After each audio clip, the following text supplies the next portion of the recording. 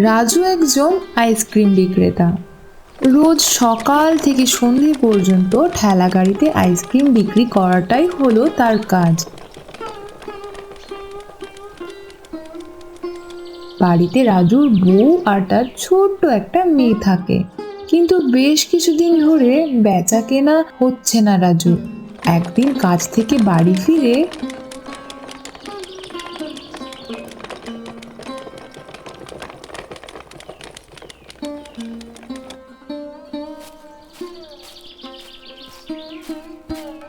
কি হয়েছে, এভাবে বসে আছো কেন? কি করব বলো, এভাবে তো আর চলছে না। কেন, কি হয়েছে সেটা তো বলবে। এখন আমার বেচা কিনা একেবারেই কমে গিয়েছে। কেন, এখন কি সবাই আইসক্রিম খাওয়া ছেড়ে দিয়েছে? আইসক্রিম কেন খাবে না? ওরা খাচ্ছে, তবে ওই যে একটা বড় রেস্তোরাঁ আছে না, সেখান থেকে নেয় সবাই। তাহলে এখন এখন কি হবে? আমাদের সংসারটা চলবে কি করে? মেয়েটাকে নিয়ে কোথায় যাব আমরা? রাজু মেয়ের দিকে তাকিয়ে দেখলো মেয়েটা পড়াশোনা করছে। তারপর বলল, কিছু তো একটা করতেই হবে, তা না হলে যে মেয়েটাকে আর স্কুলে পড়াতে পারবো না। তুমি চিন্তা করো না, আমি দেখছি কি করা যায়।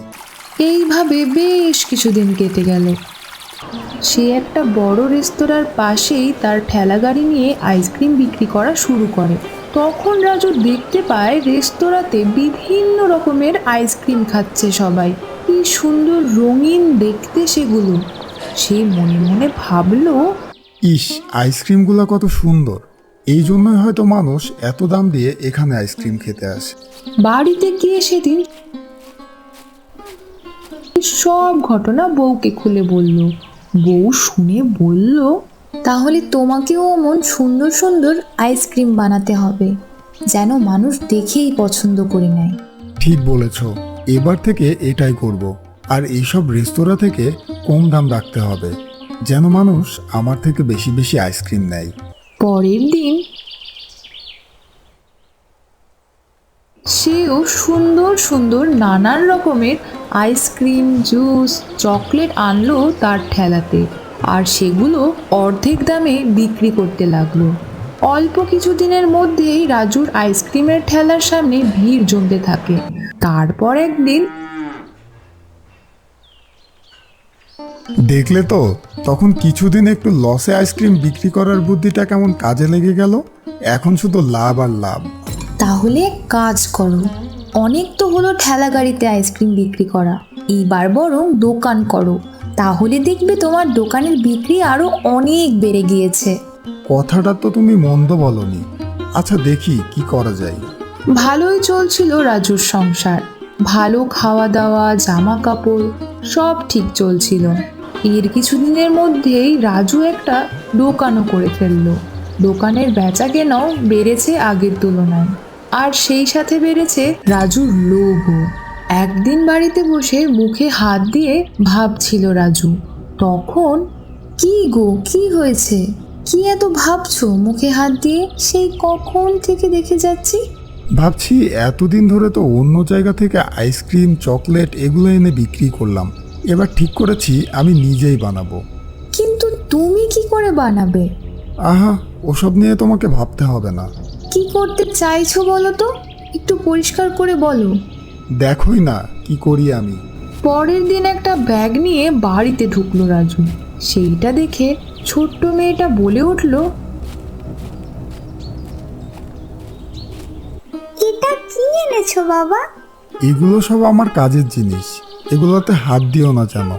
মেয়েটা আর কিছু বলল না, কিন্তু রাজুর বউ বলল, কি আছে এর মধ্যে? মনে আছে তোমার, তোমাকে সেদিন বলেছিলাম এখন থেকে আমি নিজে আইসক্রিম বানাবো। এর মধ্যে সেসব জিনিসই আছে। বাজার থেকে কম দামে কিছু রং কিনে এনেছি, এগুলা দিয়ে আইসক্রিম বানাবো। দেখতেও খুব সুন্দর হবে, আর কেউ বুঝতেও পারবে না। মাঝখান থেকে শুধু লাভ আর লাভ হবে আমাদের। কিন্তু এটা করা কি ঠিক হবে? আহা, যেটা বোঝো না সেটা নিয়ে কথা বলো না তো। যেটা করেছি সেটা বুঝেই করেছি, এতে আমাদেরই লাভ হবে। অসৎ কাজে কারোর ভালো হয় না, এই আমি বলে রাখলাম তোমার। কিন্তু রাজু সেসবে কান দিল না। সারা রাত ধরে রং দিয়ে আইসক্রিম, চকলেট, কেক এগুলো বানালো। পরের দিন সকালে যাক, সবকিছু বানানো শেষ। এবার শুধু দোকান সাজাবো আর এগুলা বিক্রি করব। তারপর শুধু টাকা আর টাকা। রাজু এবারেও তার বউয়ের কথা কানে তুলল না। রাজুর দোকানটা স্কুলের পাশে হওয়ায় আরো বেশি বিক্রি হচ্ছে। ছোট ছোট ছেলে মেয়েদের কাছে বেশ ভালো দামে সেগুলো বিক্রি করে রাজু। এভাবেই কেটে গেল বেশ কিছুদিন। একদিন বাড়িতে বসে টাকা পয়সা নিয়ে হিসাব করছিল রাজু।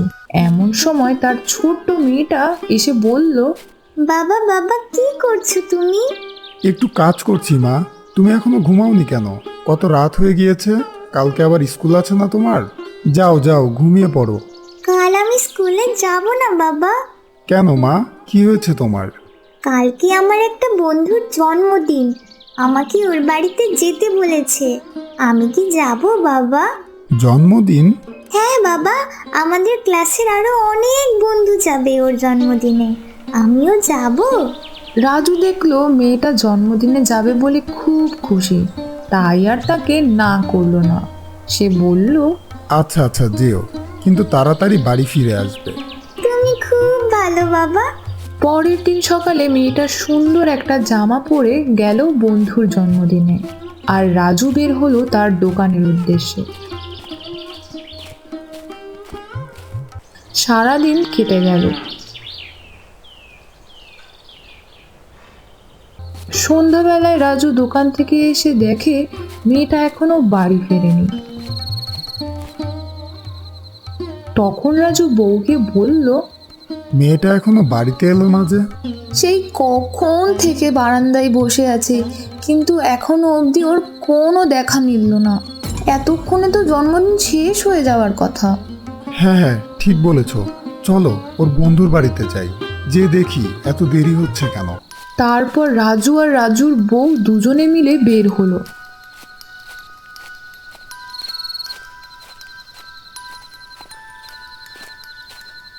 জন্মদিনের বাড়িতে গিয়ে একজনের থেকে জানতে পারলো যে যারা এসেছিল তারা সবাই অসুস্থ হয়ে পড়েছে, তাই সবাইকে এখন হাসপাতালে নিয়ে যাওয়া হয়েছে। তখন দুজনে আবার হাসপাতালের দিকে ছুটলো।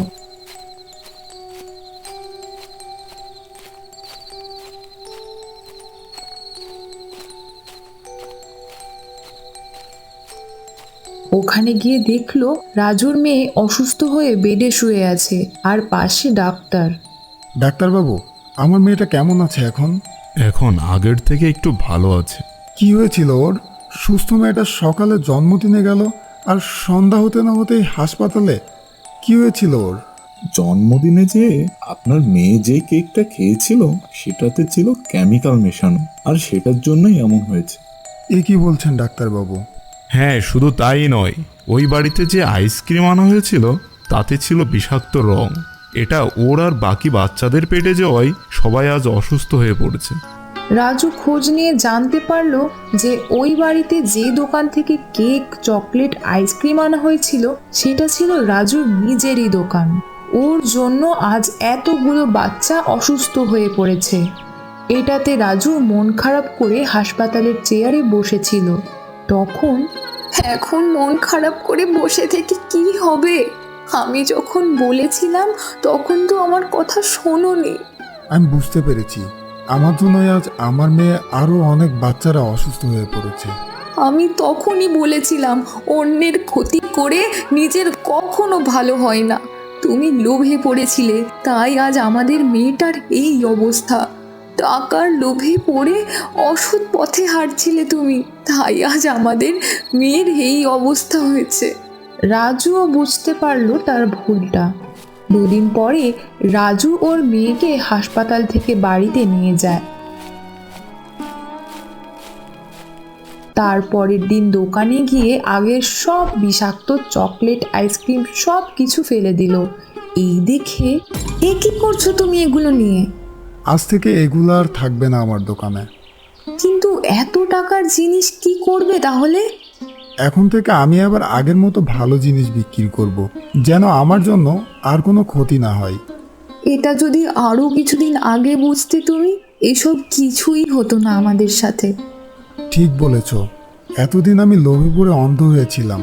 এবার থেকে আর কোনো লোভ করব না, বরং সৎ পথে থেকে যতটুকু রোজগার হবে তাতেই আমি খুশি। তো বন্ধুরা, কেমন লাগলো আমাদের আজকের এই গল্পটি? ভালো লাগলে অবশ্যই আমাদের চ্যানেলটিকে সাবস্ক্রাইব করে দিও। ধন্যবাদ।